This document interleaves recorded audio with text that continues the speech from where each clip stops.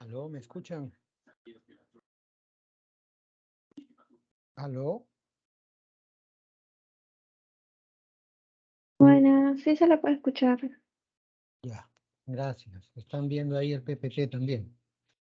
Sí, la primera diapositiva. Sí. Bueno, gracias por escuchar, gracias por estar ahí. Vamos a comenzar la clase de hoy. Como ustedes verán, la clase de hoy trata sobre lógica y teoría de la argumentación, ¿no? Entonces, lo primero que vamos a hacer es lógica. Comenzaremos con una definición de lógica, ¿no? Y de ahí daremos cuenta de qué trata esto, ¿no? Bueno, si ustedes se han dado cuenta, cuando hablamos nosotros de lógica, solemos definirla como una ciencia formal. Ojo, ciencia, ¿no? Si hablamos de la lógica como disciplina filosófica, pero al mismo tiempo hablamos de la lógica como ciencia formal. Es que esta disciplina es científica y filosófica, o ahí podría haber algún tipo de contradicción, digamos, ¿no? O de algo que requiere esclarecimiento. Claro, si uno mira la historia de la lógica, va a darse cuenta que sus orígenes están en la filosofía y que muy recientemente se suele enseñar lógica, ¿no? Por ejemplo, en la matemática, ¿no? En los cursos de matemática. Y esto porque con el paso del tiempo, la lógica comenzó a tener un desarrollo más vinculado a la matemática, ¿no? De modo tal que se suele denominar lógica matemática, en realidad a la lógica moderna, ¿sí? Y claro, es ciencia, es decir, es un tipo de conocimiento, es un tipo de conocimiento que se produce, digamos, de manera metódica, sistemática, ¿verdad? Pero que se le considera ciencia formal porque en realidad no tiene como objeto de estudio hechos, no tiene como objeto de estudio hechos. ¿Qué estudia la lógica? Y cuando decimos no tiene como objeto de estudio hechos, en realidad, claro, las ciencias en general, biología, física, química, antropología, sociología, todas las ciencias en general se pueden clasificar según un criterio, ¿no? Eso, digamos, lo vemos en epistemología, ¿no? Pero todas las ciencias se pueden clasificar según criterios. No hay una sola tipo de clasificación, pero una de las formas de clasificar las ciencias es a partir del objeto de estudio, ¿no? Y cuando queremos eh, ordenar la ciencia según el objeto de estudio, tenemos que hay ciencias que estudian o que tienen como objeto de estudio los hechos, y hay ciencias que no tienen como objeto de estudio los hechos. Por ejemplo, la biología estudia, ¿no? Tiene un objeto de estudio y ese objeto de estudio es un hecho. La química, la física, ¿no? En general las llamadas ciencias sociales, ¿no? Pero, por ejemplo, la matemática. La matemática no estudia hechos. El objeto de estudio de la matemática son constructos que la propia razón ha elaborado, ¿no? O sea, son entes creados por la razón. Cuando yo hablo de cuadrado, triángulo, rectángulo, no estoy hablando de una mesa, de una silla o de un balón de fútbol. Por más que me refiera, ¿no?, al balón de fútbol como un objeto circular, ¿no? Cuando hablo del círculo, no me estoy refiriendo a un hecho, ¿no? Estoy refiriendo a un constructo, ¿no?, de la razón, constructo que creado por la razón, pero al mismo tiempo estudiado por ella, ¿no? Y podemos determinar propiedades de estos entes, pero claro, no son hechos. Y cuando yo digo que Kepler pudo resolver el cálculo de los planetas, particularmente el de Marte, introduciendo como movimiento del planeta la elipse. Hablar de elipse es hablar de una figura geométrica, ¿no? Pero, claro, estoy utilizando ese constructo que se llama elipse para, ayudándome de él, dar cuenta de cómo es el movimiento de los planetas, ¿no? Además, el movimiento no puede no ser exactamente elíptico, ¿no? Cuando me refiero sobre todo a la órbita, ¿no? Su movimiento puede no ser exactamente elíptico, pero digamos, pues, considerando, ¿no?, la trayectoria, por más que en ella hayan pequeñas variaciones, ¿no?, hacen la forma de una elipse. Pero bueno, o sea, hay estos entes, como los de la matemática, que luego los usamos, ¿no? Digamos, como instrumentos que nos ayuden a comprender algo, a resolver algo, ¿no? Pero no es que tengan existencia real, no es que a través de la experiencia podamos reconocer sus propiedades, ¿no? Si hay alguna vez, ¿no?, en un examen de admisión un alumno se quejaba, ¿no? Se quejaba porque decía que la figura geométrica que le habían puesto como apoyo para presentar un problema y buscar su solución no era exacto.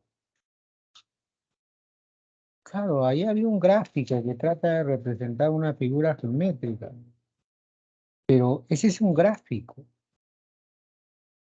¿no? Ese es un gráfico, ¿no? Es una forma gráfica en la que expresamos algo y no tiene por qué tener las medidas exactas, porque es un apoyo visual, ¿no?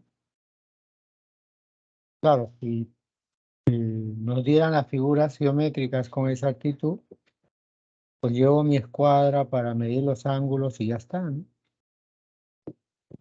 No, no, o sea, no hay que confundir, ¿no?, esa figura gráfica que vemos con el ente mismo, ¿no? Cuando a mí me dibujan un cuadrado en una hoja, esa es la figura gráfica de un cuadrado, no es el cuadrado. El cuadrado es un constructo, no es un constructo de nuestra mente. Bueno, entonces la matemática es una ciencia formal, no estudia hechos, estudia este tipo de entes construidos por la propia razón, y está la lógica, ¿no? ¿Qué estudia la lógica? ¿Qué hecho estudia? No estudia hechos. Lo que estudia es la estructura de nuestro razonamiento. Todos nosotros, todos, construimos razonamientos, ¿no? Elaboramos argumentos, ¿sí? Y esos argumentos tienen una estructura. Siempre le digo a los alumnos esto, ¿no? Claro, uno no presenta verbalmente los argumentos en el orden que la lógica suele presentarlos, ¿no? Una vez que han sido reconocidas las proposiciones y ordenadas ellas, de manera que nos muestre claramente cuál es la estructura, ¿verdad? Habitualmente cuando nos presentan ejemplos de lógica, ya nos dan razonamientos muy bien ordenados. Nosotros no argumentamos de esa manera, ¿no? Es un poco más complicada la forma en que presentamos nuestros argumentos. Pero claro, si los ordenáramos, tomarían la forma, ¿no? Que habitualmente en lógica nos enseñan a ordenar, ¿no? Pero claro, la idea es reconocer esa estructura y tratar de establecer si esa estructura de razonamiento responde a principios o leyes. Y los lógicos han descubierto desde muy antiguo que sí, efectivamente, nuestras formas de razonar parecen seguir ciertos principios o ciertas leyes, principios y leyes que de seguirse permiten que tengamos argumentos o razonamientos válidos, ¿no?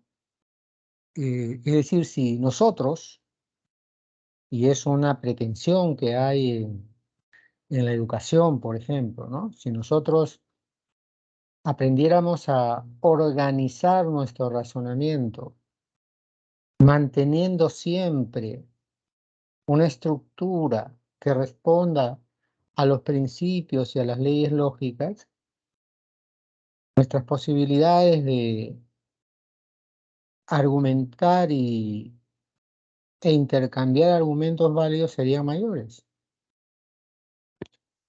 Pero bueno, entonces, formal aquí quiere decir eso, ¿no? Que no estudia la estructura del razonamiento. A eso se le llama la forma, ¿no? La forma en que razonamos, ¿no? Y lo que ha descubierto el lógico, como hemos dicho, es que esa forma en que razonamos, una vez ordenada y tomando en consideración ciertos principios, reglas, ¿no? Nos devela que efectivamente nuestro razonamiento, si tomara ciertas formas, tendría garantizada su validez, ¿no? Y entonces de eso se trata en lógica, ¿no? Ahora, para dar cuenta de esa estructura, para mostrar esa estructura, de modo tal que nos permita trabajar en el marco de esa estructura para determinar cuál es si es válida o no, los lógicos han ido desarrollando un lenguaje, ¿no? Han ido desarrollando metodologías para evaluar esos razonamientos, ¿no? Y han ido descubriendo, como les decía, reglas, ¿no? O sea, han ido descubriendo que hay ciertas estructuras de nuestro razonamiento que garantizan la validez del mismo, ¿no? Y a eso se le llama, pues, reglas, leyes. Ujú. Entonces, Se trata de eso aquí, ¿no? Reconocer cuáles son esas estructuras y las leyes que permiten establecer por la estructura que tiene nuestro razonamiento o nuestro argumento de que es válido, ¿no? Un papel muy importante para el desarrollo de la lógica lo tuvo pues Aristóteles. Aristóteles se considera pues como uno de los primeros que sistematizan el conocimiento de la lógica, ¿no? Y por otro lado es el primero que trabaja en dirección a reconocer estas estructuras de razonamiento que, que tienen pues los argumentos silogísticos, ¿no? A él le debemos pues los primeros avances en la lógica, sobre todo la que tiene que ver con el silogismo, ¿no? Y luego tenemos a Frege, que es pues uno considerado el padre de la lógica, ¿no? Y que tiene pues entre otras cosas el mérito de haber desarrollado las lógicas en términos de lógica matemática y de esta lógica que ha llevado a desarrollar lo que se conoce como cálculos lógicos, ¿no? Y bueno, Russell, que es un filósofo contemporáneo, que también juega un papel muy importante en el desarrollo de la lógica, en el desarrollo de su lenguaje, el descubrimiento de reglas y métodos que nos ayuden a utilizar el lenguaje lógico para evaluar, ¿no?, nuestros argumentos, nuestros razonamientos. Y aquí tenemos ahora una, em, un ejemplo de lo que es un razonamiento, ¿no? Que nos puede permitir precisar lo que entendemos por ello, ¿no? Por razonamiento o argumento. ¿Qué tenemos en el ejemplo? En el ejemplo tenemos, ¿no?, tres proposiciones, ¿sí? Dos de las cuales son consideradas premisas y la última que es considerada la conclusión. Entonces, cuando hablamos de razonamiento, lo primero que tenemos que establecer es la cantidad de proposiciones que forman parte de mi razonamiento, ¿no?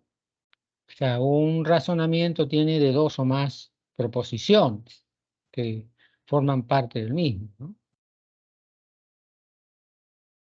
En este caso estamos frente a tres proposiciones, ¿sí? Y de esas proposiciones, dos están como premisas, es decir, como proposiciones que van a servir para de ellas derivar una conclusión. Cuando decimos que la conclusión es una derivación de las premisas, lo que estamos diciendo es que la conclusión se sigue de las premisas, ¿no? Y por lo tanto están contenidas en las premisas, ¿no? Si ustedes toman el ejemplo puesto, ¿no? Hablamos pues de todos los artistas son talentosos, todos los pintores son artistas, y entonces todos los pintores, ya está dentro de las premisas, son talentosos, está entre las premisas, ¿no? Está contenida en ella, ¿sí? Si hiciéramos un análisis del conjunto, utilizando para ello conjuntos, sí, diríamos pues así, ¿no? El conjunto, todos los artistas son talentosos, el conjunto de los artistas están incluidos en el conjunto de los talentosos. Todos los pintores, el conjunto de los pintores está incluido en el conjunto de los artistas, ¿no? Y si estas dos premisas son verdaderas, que estas dos premisas son verdaderas, entonces la conclusión debe estar contenida en ellas, ¿no? Todos los pintores, ahí tenemos todos los pintores, son talentosos, están incluidos entre los talentosos, ¿no? Entonces, si lo hiciéramos utilizando teoría de conjunto, nos daremos cuenta de que no, ahí donde están los pintores que son talentosos ya estaba incluido, ¿no?, dentro de las premisas, ¿no? Bueno, y entonces, claro, tenemos ahí eso, ¿no? Las tres proposiciones, la premisa y la conclusión, ¿no? Siendo la conclusión algo que se deriva de las premisas y que están contenidas en él. Aquí se nos presenta una distinción, o se quiere que hagamos una distinción muy, pero muy importante, ¿no? Una distinción entre verdad y validez. Y hace un momento, cuando hablábamos de estos razonamientos, decíamos hay proposiciones, ¿no? Y las premisas son proposiciones verdaderas. ¿Qué quiere decir que son proposiciones verdaderas? Que son proposiciones que dan cuenta de la manera en que nos representamos algo, pero que podemos verificar que aquello que está, de lo que está dando cuenta la proposición, efectivamente parece corresponder a los hechos, a la realidad, ¿no? A la realidad que nos sirve como referencia para contrastar si lo representaba en la proposición, efectivamente corresponde a esa realidad experimentada o esa realidad de la cual tenemos experiencia. Digamos, por ejemplo, ¿no? Y pongamos el ejemplo que está acá. La Universidad Nacional Mayor de San Marcos es la más antigua del Perú. Esta proposición, ¿sí?, puede ser verdadera o falsa. Esta proposición da cuenta de una propiedad que tiene la Universidad de San Marcos, ¿no? Ustedes habrán sido seguro escuchado más de una vez que se dice pues que San Marcos es la decana de América, que es la más antigua del Perú y de América, etcétera, ¿no? Pero uno podría dudar de que esto sea así. No podría dudar de que sea la más antigua. Por ejemplo, hace algún tiempo atrás hubo un debate, ¿no? Porque había otra universidad, una que está en Centroamérica, en Santo Domingo, que sostenía ser la primera universidad en realidad en América Latina y no San Marcos, ¿no? Que San Marcos no era la primera universidad, ¿no? La más antigua de América, ¿sí? La más antigua de América. Bueno, ¿cómo sabemos esto de que es la más antigua? Para saber si eso no es la más antigua, ¿a quién acudimos? ¿A un lógico?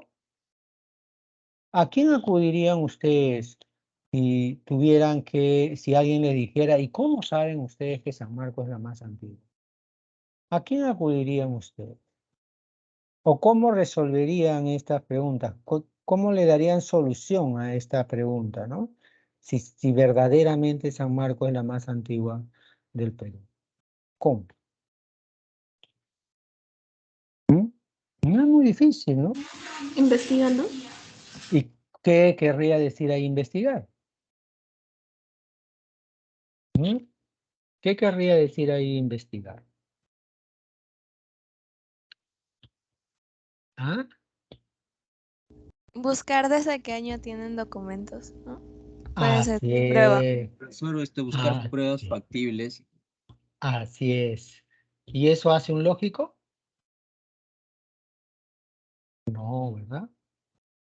Ahí acudiríamos pues a gente que suele trabajar con este tipo de problemas, ¿no? Por ejemplo, a un historiador. ¿Qué hacen los historiadores? Buscan testimonios, van a archivos, buscan documentos. ¿Por qué tendríamos que buscar en archivos? ¿Por qué tendríamos que buscar documentos? Porque toda universidad se crea por algún tipo de ley, algún documento. O sea, en el Perú, por ejemplo, toda universidad se crea por ley, ¿no? O sea, tiene que salir una ley que las cree. Tiene que esa ley publicarse. Y eso que se publica se archiva. Lo que va a hacer el historiador es, ¿no?, ir hurgando, ¿no?, años y años atrás, e ir viendo desde cuándo aparece un documento y si el documento que aparece, el más antiguo, es el documento que crea la universidad y establecer no solamente la fecha que ahí dice, sino además apoyarse en otros registros o en otros estudios que acrediten que ese documento es fehaciente, es verdadero, no es falsificado, etcétera, etcétera, ¿no? Bueno, entonces, claro, ahí no buscamos a un lógico, pues, porque está tratando sobre un hecho, sobre un acontecimiento, y que puede ser, digamos, pues, del cual podemos lograr testimonios, alguna prueba, algo que valide esta información, ¿no? Esta proposición. Entonces, cuando hablamos nosotros de verdad, hablamos del contenido de una proposición y de la verdad o falsedad de ese contenido, ¿no?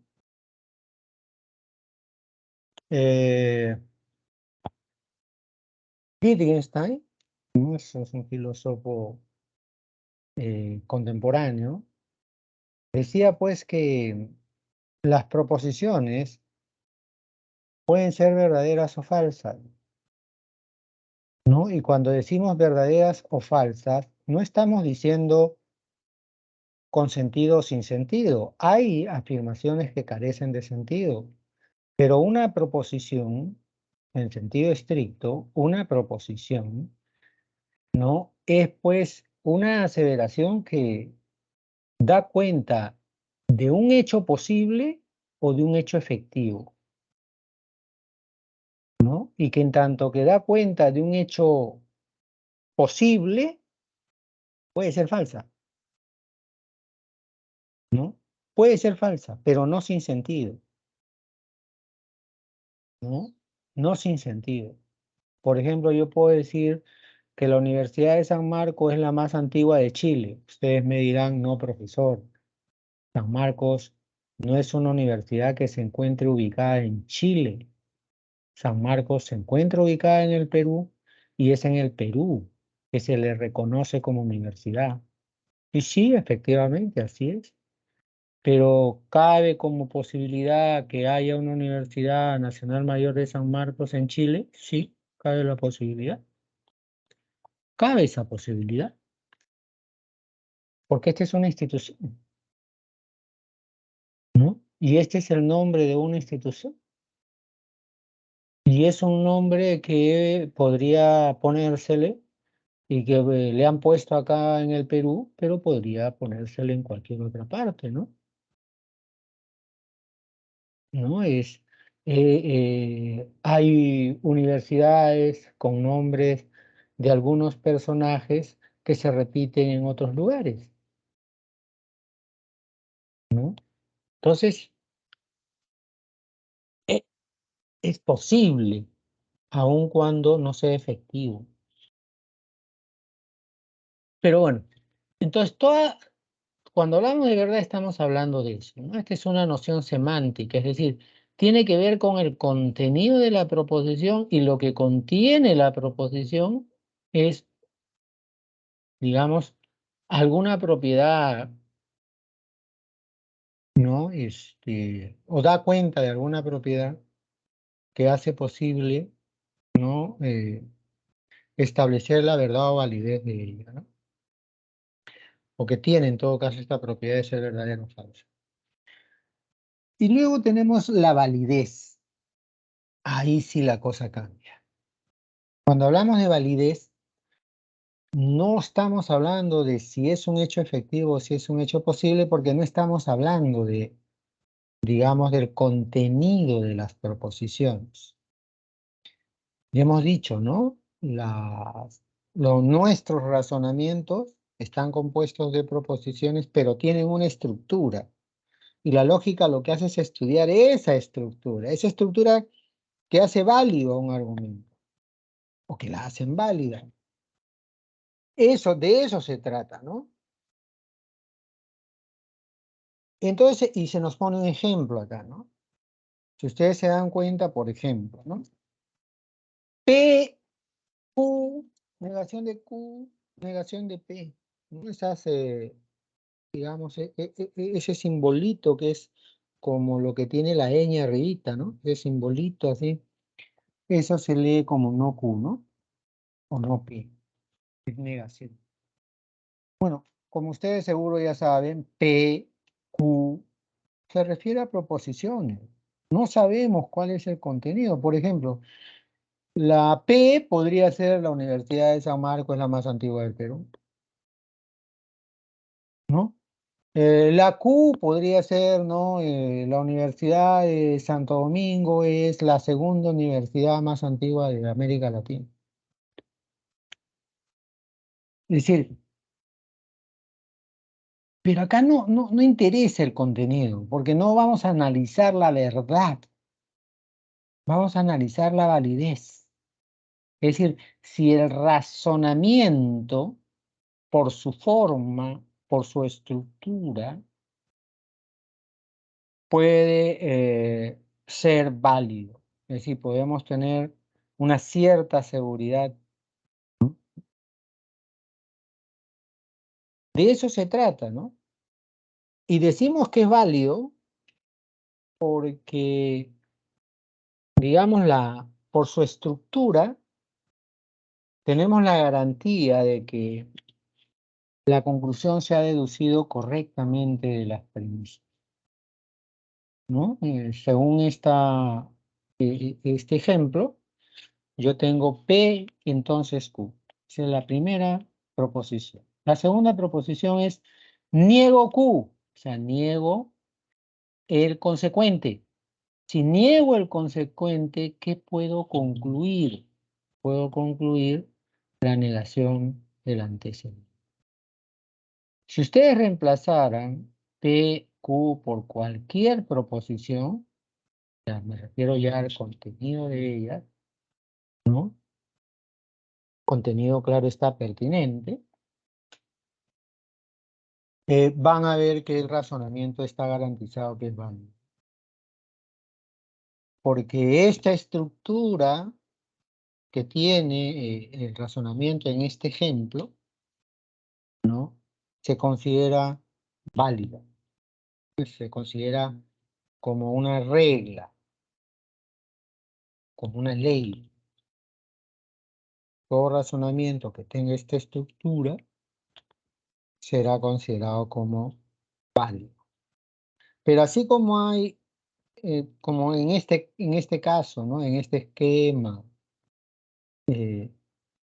tenemos cierta seguridad de su validez porque ha sido probada su validez.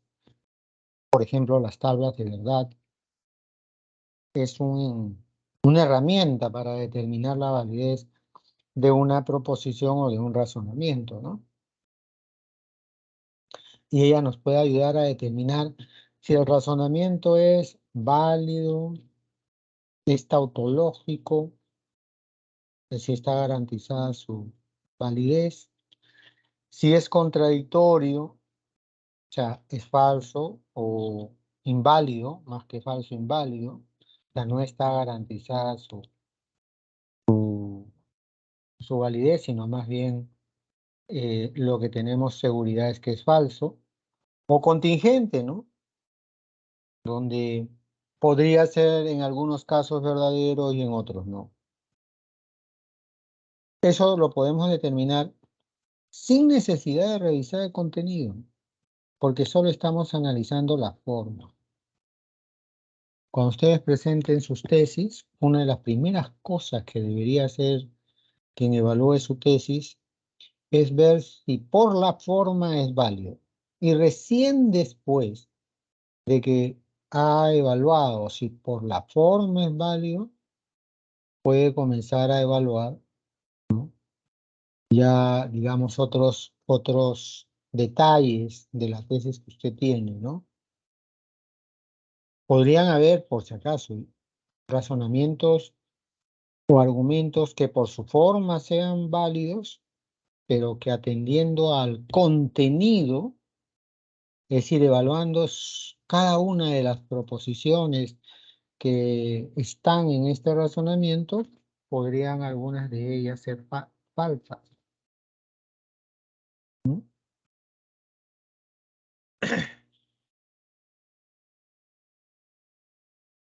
Ahora entramos a lo siguiente, ¿no? Que son las falacias. Como ya se supone, ustedes deben haber o van a llevar alguna clase seguro de lógica o matemática. Aquí no vamos a, digamos, evaluar razonamientos para ver si son válidos o no, y reconociendo además las leyes o las reglas lógicas, ¿no? Sino aquí lo que vamos a hacer es más bien dar cuenta de lo que se conocen como falacias. Pero, ¿qué cosa es una falacia? Una falacia es un argumento o un razonamiento que es incorrecto, engañoso, ¿no? Fíjense ustedes, ¿no? Cuando ustedes conversan con sus compañeros, ¿verdad? Utilizan argumentos. Y hay veces, como lo que queremos es convencer, no nos interesamos mucho si los argumentos esgrimidos son válidos, sino si son persuasivos.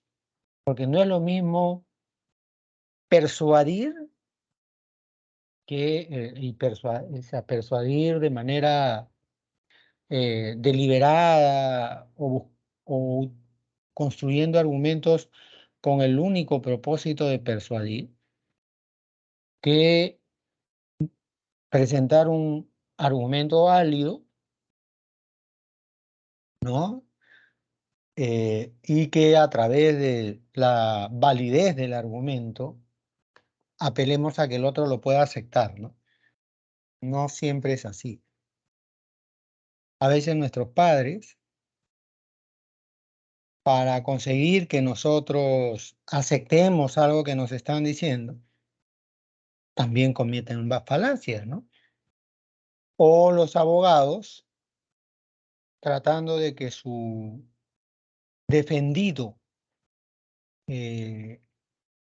digamos, no reciba sanción o reciba la menor sanción posible, ¿no? Trata de convencer al juez o al jurado con argumentos persuasivos, no necesariamente válidos, pero sí persuasivos, ¿no? Y entonces, claro, de lo que se trata en falacias es de reconocer ese tipo de argumentos, ¿no? Que no son válidos, pero que aprovechando, ¿no? Eh,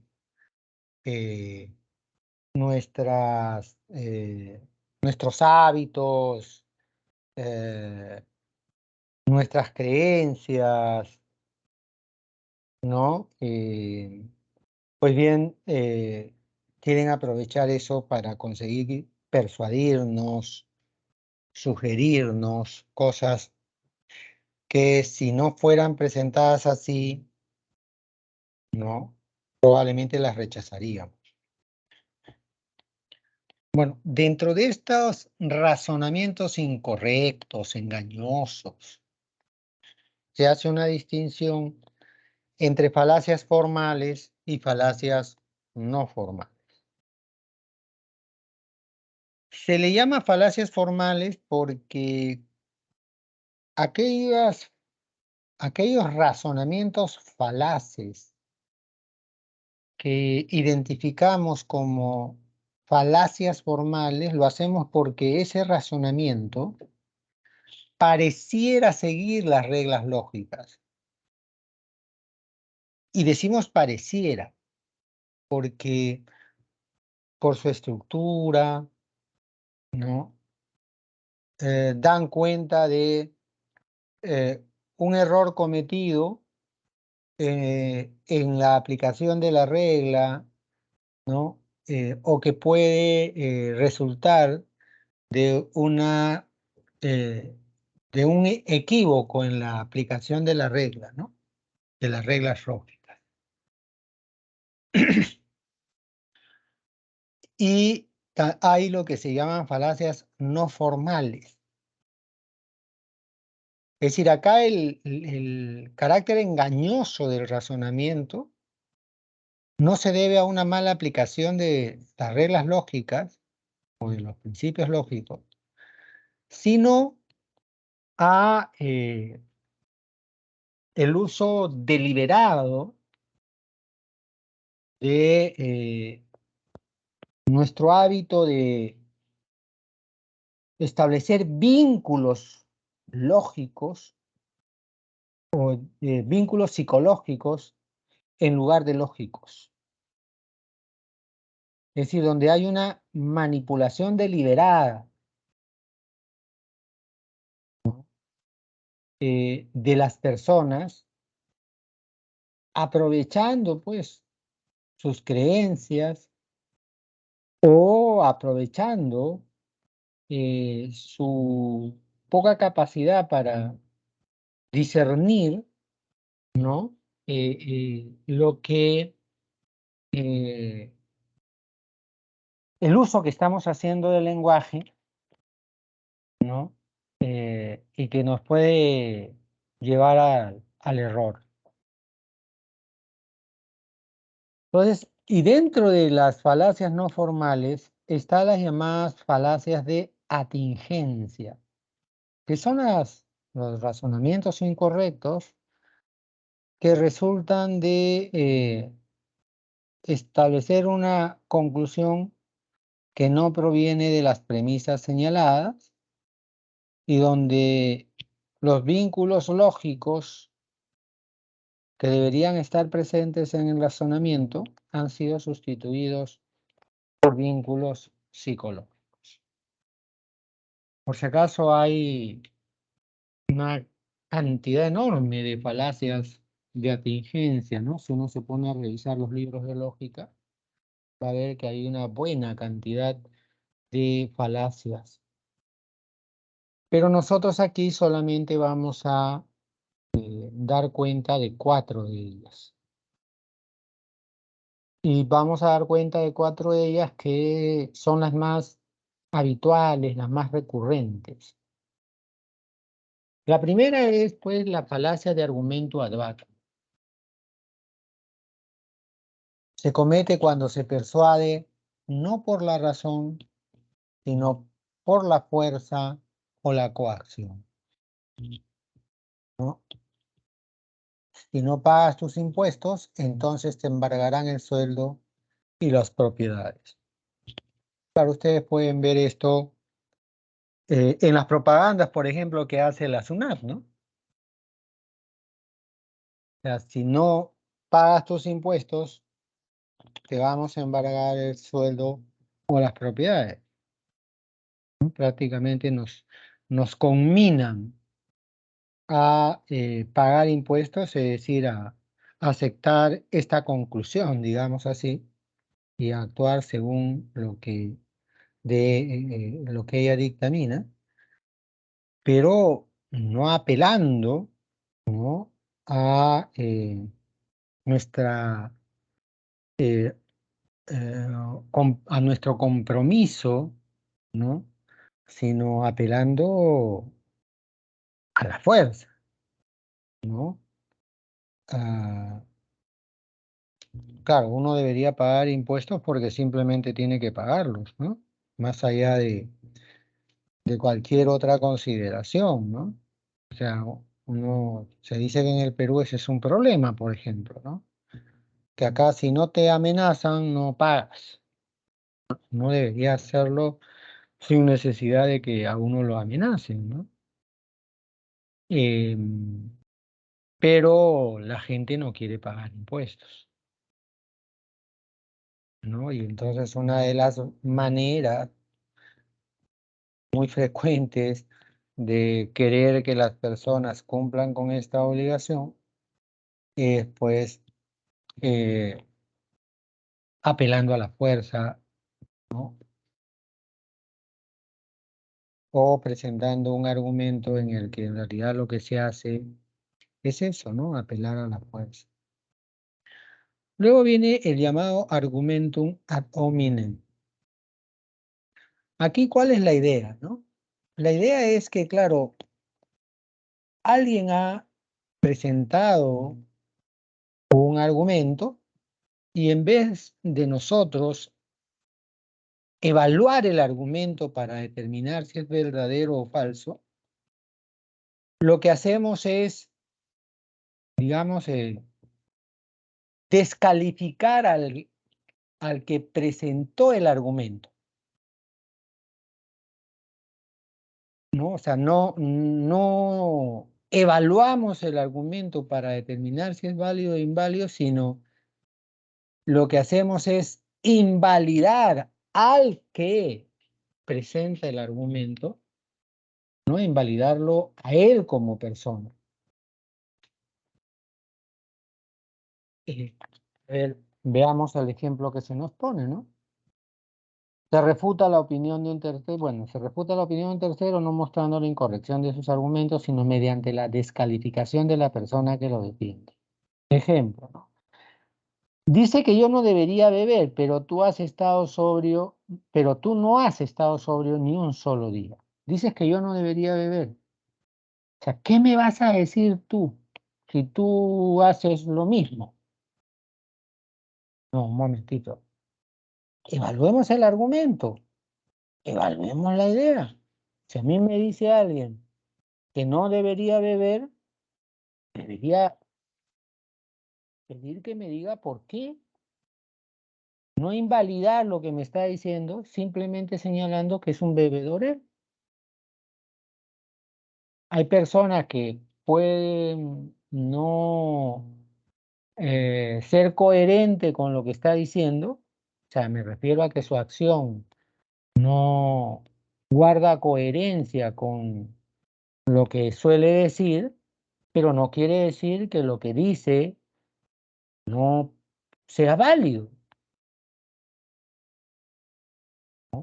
no sea válido. No, es que lo dijo fulanita de tal y fulanita de tal es tal por cual. No, no, no, no. Evalúa el argumento. Evalúa el argumento, ¿no? Ustedes pueden ver ahora que hay debates, por ejemplo, en el Congreso, ¿no? Por todo estos problemas que estamos viviendo. Ustedes pueden ver cómo es que, por ejemplo, muchos congresistas no discuten el argumento. Invalidan a las personas y además quieren invalidarlas públicamente para que lo que digan sea descalificado por los ciudadanos, pero sea descalificado no porque se ha evaluado el argumento, sino porque lo dicho de las personas, ¿sí? Lo dicho sobre la persona, en realidad, lo busca descalificar, ¿no? Por ejemplo, unos diciendo, no, pero ¿qué me va a decir a mí un derechista? Y el otro diciendo, no, pero a mí ¿qué me va a decir un comunista? O sea, no evalúan el argumento, sino buscan invalidar el argumento a través de invalidar a las personas, ¿no? Eso, por ejemplo, es algo que en la universidad no es aceptable, ¿no? Si usted, bueno, el día que ustedes ingresen a la universidad, porque yo les deseo a todos ustedes que ingresen, ¿no? Ese día ustedes verán que en la universidad, por lo menos ahí donde la vida académica es interesante, se escucha los argumentos del otro, ¿no? Y se busca evaluar su argumento, más allá de quién lo diga, más allá de si quien lo dice es coherente en su vida con lo que está diciendo.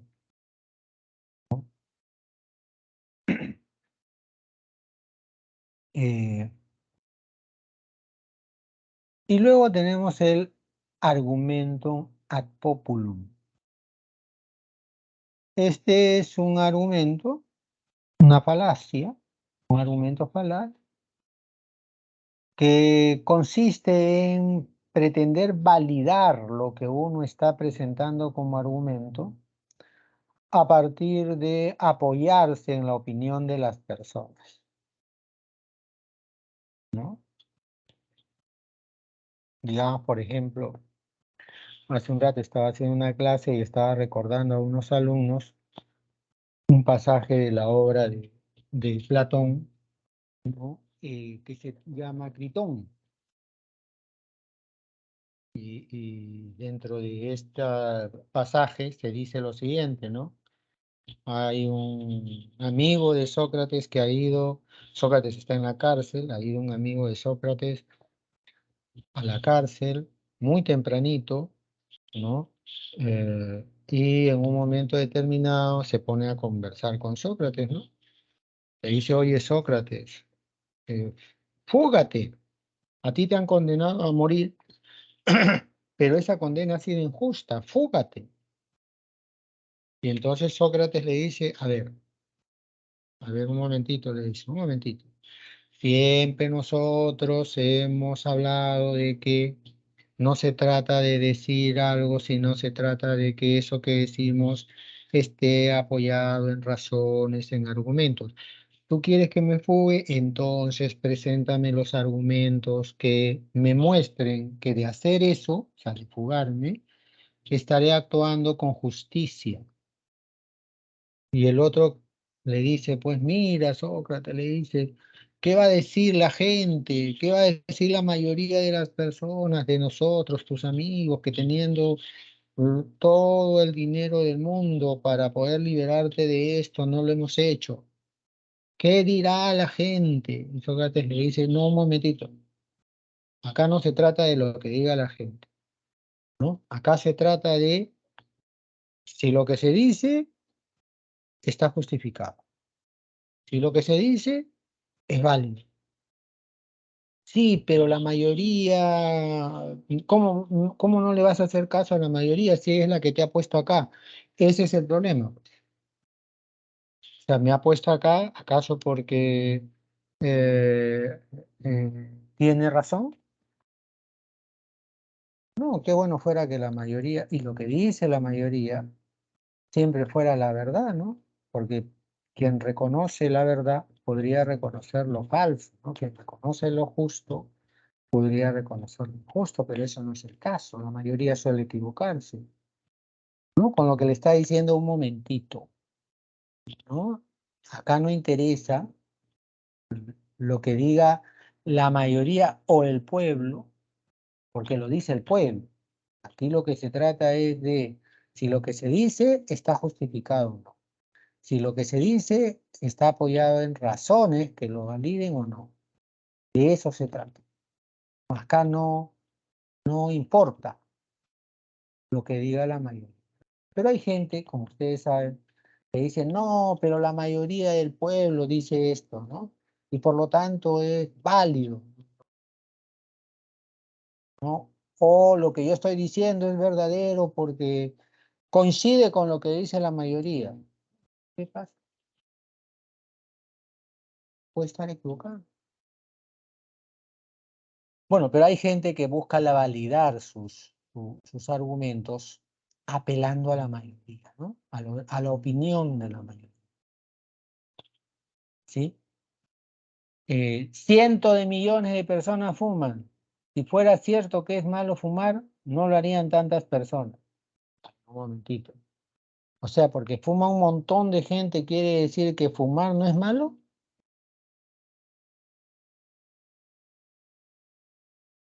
Pues la mayoría puede estar equivocada o puede simplemente no importarles cuidar su salud.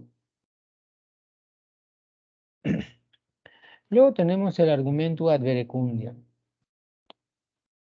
Este también es una falacia muy conocida, ¿no?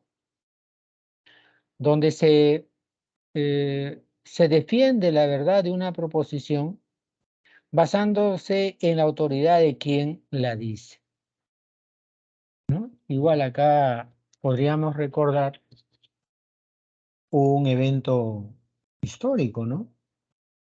Y ya con esto terminamos por hoy. Está Galileo, ha sido llevado a la Santa Inquisición, ¿no? Porque él ha comenzado a decir cosas sobre el sistema que contradicen lo que se dice en la Biblia, contradice lo que la Iglesia afirma como estructura del sistema, y entonces le dicen a Galileo que se retracte, ¿no? Porque está yendo contra la autoridad de la Biblia. Lo que dice la Biblia es la verdad. Y Galileo les va a decir, no, un momentito, ¿no? ¿No? La verdad se tiene que probar. Yo lo que digo, lo puedo probar. Miren por el telescopio y verán ustedes que lo que yo digo acerca de cómo se comportan el sistema, así es. Claro, no querían mirar por el telescopio, ¿no?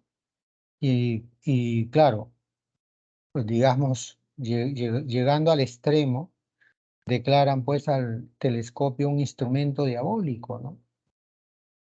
Es decir, no, o sea, aquí lo que importa es la autoridad. Bueno, esa es una falacia. No importa quién lo dijo, importa si se puede argumentar y validar. Es decir, si los argumentos validan lo que uno dice. Más allá de quién lo diga o no, alguien puede ser un tipo destacado en un ámbito y no por eso lo que diga, todo lo que diga, inclusive aquello que diga de otros ámbitos, tenga que ser considerado verdadero, ¿no? El que Einstein sea un genio de la física no quiere decir que todo lo que diga en el terreno de las ciencias sociales o de otras consideraciones tenga que ser considerado como verdadero también, ¿no? Es más, lo que dice en la física, así lo diga él, tiene que ser probado, ¿no? Bueno, ahí lo dejamos, ¿sí? Vamos a poner las claves. Más bien ya nos hemos pasado. Gracias por escucharme. A ver, por si acaso, nada más, porque ya se nos pasó la... Bueno, sí, acá había un mensajito nada más, muy bien, Rodríguez. Efectivamente, ¿no? Cuando hablábamos en su momento, estábamos hablando de las pruebas, ¿no? Las pruebas. San Marcos es la más antigua, sí, pues se puede probar que es así, ¿no? Mirando los registros. Bueno, un abracito, cuídense mucho, nos vemos mañana. Sí, un abrazo. Gracias por escuchar. Hasta luego, profesor. Que tenga buen día. Cuídese. Nos vemos mañana. Buen día, nos vemos mañana. Hasta luego, profesor.